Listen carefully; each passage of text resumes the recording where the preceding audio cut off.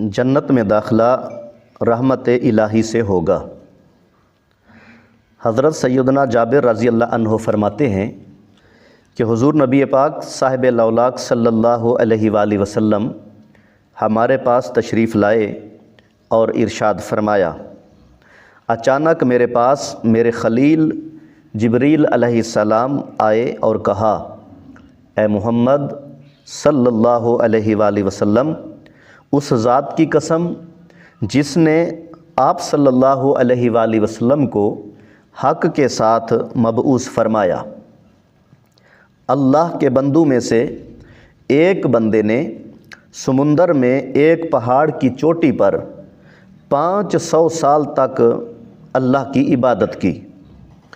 اس پہاڑ کی چوڑائی اور لمبائی 30 ہاتھ اور اسے سمندر نے ہر طرف سے 4000 فرسخ یعنی ایک فرسخ 3 میل کا ہوتا ہے گھیرا ہوا تھا۔ اللہ نے اس کے لیے انگلی جتنی چوڑی شیریں نہر نکالی جس میں آہستہ آہستہ میٹھا پانی بہتا اور پہاڑ کے نیچے جمع ہو جاتا، اور ہر رات انار کے درخت سے ایک انار نکلتا۔ وہ دن کے وقت عبادت کرتا اور جب شام ہوتی تو اترتا، وضو کرتا اور انار لے کر کھا لیتا، پھر نماز کے لیے کھڑا ہو جاتا۔ اس نے بوقت وصال اللہ سے سوال کیا کہ وہ سجدے کی حالت میں اس کی روح قبض فرمائے، زمین اور کسی دوسری چیز کو اسے ختم کرنے کی قدرت نہ دے، یہاں تک کہ بروز قیامت وہ سجدے کی حالت میں ہی اٹھایا جائے۔ حضرت جبریل علیہ السلام نے کہا، اس کے ساتھ ایسا ہی کیا گیا۔ جب ہم نیچے اترتے یا چڑھتے تو اس کے پاس سے گزرتے، اور ہمارے علم میں ہے کہ اسے قیامت کے دن اٹھایا جائے گا اور وہ اللہ کے سامنے کھڑا ہوگا، تو اللہ اس کے متعلق ارشاد فرمائے گا، میرے بندے کو میری رحمت سے جنت میں داخل کر دو۔ وہ عرض کرے گا، اے میرے پروردگار، بلکہ میرے عمل سے۔ اللہ ارشاد فرمائے گا، میرے بندے کو میری رحمت سے جنت میں داخل کر دو۔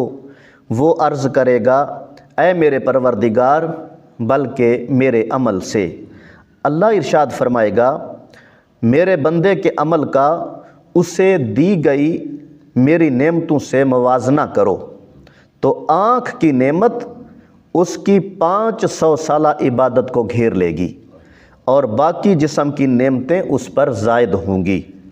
اللہ ارشاد فرمائے گا، میرے بندے کو جہنم میں داخل کر دو، تو اسے جہنم کی طرف کھینچا جائے گا۔ وہ پکارے گا، اے پروردگار، مجھے اپنی رحمت سے جنت میں داخل فرما دے۔ تو اللہ ارشاد فرمائے گا، اسے واپس لے آؤ۔ اسے اللہ کی بارگاہ میں کھڑا کیا جائے گا، تو اللہ اس سے پوچھے گا، اے میرے بندے، تجھے کس نے زندگی بخشی حالانکہ تو کچھ نہ تھا؟ وہ عرض کرے گا، اے پروردگار، تو نے۔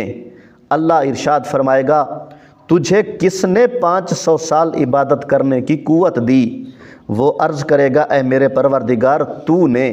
اللہ ارشاد فرمائے گا، کس نے تجھے عظیم سمندر کے درمیان پہاڑ پر ٹھہرایا، تیرے لیے نمکین پانی سے میٹھا پانی نکالا، اور تیرے لیے ہر رات ایک انار پیدا کیا، جبکہ وہ سال میں صرف ایک مرتبہ نکلتا ہے؟ اور تو نے کس سے عرض کی کہ میری روح سجدے کی حالت میں قبض کرنا، تو ایسا ہی کیا گیا۔